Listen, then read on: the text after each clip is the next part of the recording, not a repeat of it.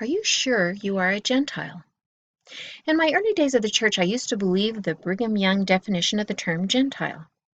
He referred to non-members of the church as Gentiles and the members of the church as Israel.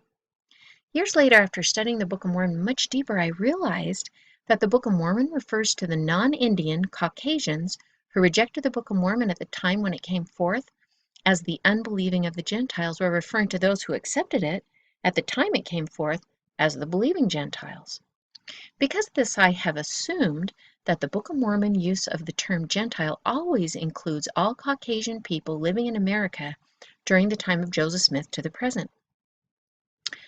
I have now come to believe that this is not the case. In fact, I now believe that most Latter-day Saints living in 2010 are not Gentiles according to the Book of Mormon theology. In 1836, the Savior, Moses, Elias, and Elijah came to the Kirtland Temple in secret. During this time, the dispensation of the gospel of Abraham was restored to the earth along with the keys of the gathering of Israel. This event initiated the establishment of foreign missions and a worldwide missionary movement. It also represented the beginning of the grafting in of the natural branches of Israel into the restored church, which was composed of what the Book of Mormon refers to as the believing Gentiles.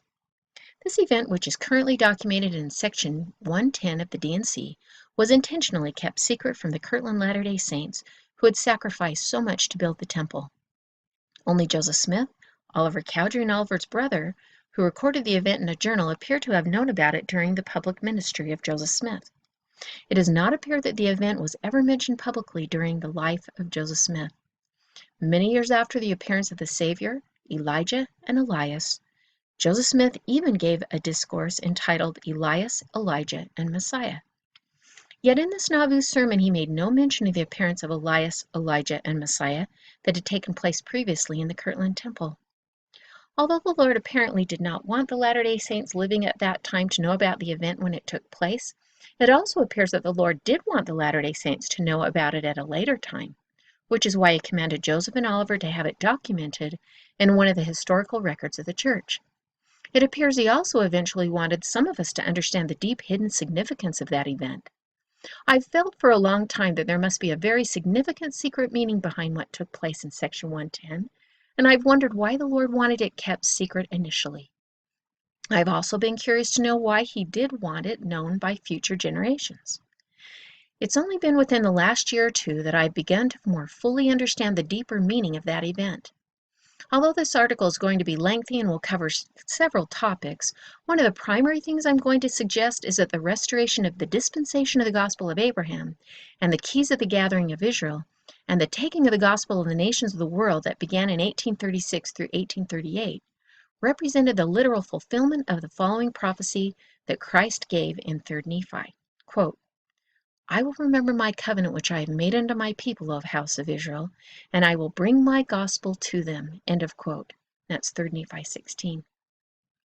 If my supposition is correct, it proves that the rejection of the gospel by the Gentiles did in fact take place in Kirtland before the foreign missions were established, and it proves that the foreign converts that began migrating to Nauvoo and eventually to Utah, along with the majority of the Latter-day Saints today, are referred to in the Book of Mormon as the house of Israel, not Gentiles. Because the article is lengthy, I'm going to make a short series out of it. If you find the topic and first part of the series intriguing, you might enjoy the remaining portions of this series. Reconnecting with forgotten personalities of the past. Over a year ago, I posted the following picture in a post and asked my readers to take a good look at the passionate fellow with the crazed look in his eyes. I then informed them that they were looking at one of the most amazing figures of the LDS Foundation movement. That is the look of a person that's been enraptured in a celestial burnings of the baptism of fire. Few people in religious history have claimed to see the Father and the Son, but he's one of them. Hopefully, you read the article and familiarize yourself with him. He's one of the first laborers in the last kingdom, and he's coming back to play a key role in the marvelous work and a wonder. I believe he'll be a major player in the last generation of mortal probation. I now want to show you a picture of another historical personality that's largely been forgotten by Latter-day Saints. This guy also played a huge role in the LDS Foundation movement. Do you recognize him?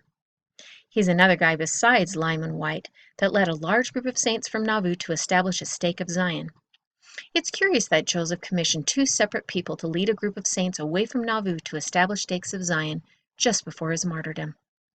If you are a card-carrying mainstream member of the LDS Church, there's a good chance you don't have a clue who he is. Which is odd, since he was a prophet, seer, and revelator of the largest group of the Latter-day Saints for many years following the martyrdom. It's amazing how many significant people have been trivialized or completely written out of the sanitized version of the history of the Church. You'd be surprised if I told you that more Latter-day Saints followed him after the martyrdom of Joseph Smith than Brigham Young? More significantly, what if I told you that more of the seasoned, early believing Gentile members of the restored church from the Kirtland days followed him than Brigham Young? It may seem hard to believe that the saints who had intimately known Joseph Smith for over a decade, who had years to study the Book of Mormon and modern revelations, and were more exercised in the gospel than the new converts coming from Great Britain, would follow the nobody rather than to follow Brigham Young and the majority of the quorum of the 12, don't you think? What if I told you that the man in the above picture was a recent convert at the time of the martyrdom, who had only been a member of the church for a short period of time when he's commissioned by Joseph Smith to establish a stake of Zion? He'd not held any significant positions in the church when the prophet Joseph Smith was martyred, and yet he, quote, was supported by all the family of Joseph Smith, end of quote, as the successor to Joseph Smith. Quote, he was joined by the mother, wife, and 3 sisters of Joseph Smith. He was sustained by the only surviving brother of Joseph Smith and his brothers-in-law. He was believed by all the living Book of Mormon witnesses, except one who was no longer a member of the church, end of quote. What if I told you that the majority of the free thinkers, the intellectuals, and the leaders of the church, end of quote, followed this guy instead of Brigham Young? Would it surprise you to find out that, quote, many of the significant writers, publishers, and editors from the early church sustained, quote, him rather than Brigham Young? This, quote, included a dozen people that wrote what are now rare books or other imprints from the Joseph Smith period, and 4 whom edited church-sanctioned newspapers. 5 people joined who had authored separate hymn books under Joseph Smith. The artists, including the only 2 artists to paint Joseph Smith from life, and the only photographer of the intact Nauvoo temple, also associated with him, the brightest and most capable people in the church, end of quote, chose to follow the fellow above. The people who followed Brigham Young were largely illiterate farmers and laborers from Great Britain, where the 12 apostles had converted them. Only a small fraction of the, quote, believing Gentiles, end of quote, from the Kirtland era immigrated to Utah with Brigham Young in 1847. There were not very many copies of the Doctrine and Covenants printed before Joseph Smith was killed in 1844, probably only 1 per 100 members. So whether they could read or not, most members could not study the revelations on the doctrine of succession. Those that could tended to believe this newcomer rather than follow the quorum of the 12 apostles. The, quote, church was larger under, quote, the above person, quote, when he was killed in 1856 than at any other time since 1844, end of quote. It's amazing how many of the leaders of the church in Nauvoo accepted him as the successor of Joseph Smith instead of Brigham Young. The man in the above picture, quote, was sustained as prophet by 2 other members of the First Presidency, 3 members of the Quorum of the 12, 5 presidents of the 70s, the president of the High Priest Quorum and his counselor, 4 men in presidencies of elders' quorums, the president of the priest quorum, the 8 bishops at the largest church locations, including the bishop over the whole church, the patriarch over the whole church, and 7 members of major stake presidencies, including the Nauvoo stake and the Kirtland stake president. He was also sustained by the presidents of the largest branches of the church, including Boston, Chicago, New York City, and Philadelphia, end of quote. The mystery person in the picture above, quote, was believed by at least 17 people who were personally addressed by name in the Doctrine and Covenants, end of quote. For the record, I'm not making any of the above claims. This guy is. Although I find some of his claims to be a bit exaggerated or embellished, nevertheless, there is enough credible information available to take many of the claims seriously. His name is John Hysak. I met him many years ago at a Sunstone convention in Salt Lake. He's a fascinating personality. He's a very successful and wealthy entrepreneur who happens to own one of the largest collections of LDS historical documents in the world. He also claims to be a real-life living apostle of Jesus Christ, who was ordained through a priesthood line that comes directly from Joseph Smith and the mystery guy in the picture. We'll get back to the mysterious guy in the picture, from whom Mr. Heischek derives his apostolic authority later in this series. By now you probably know who I'm talking about.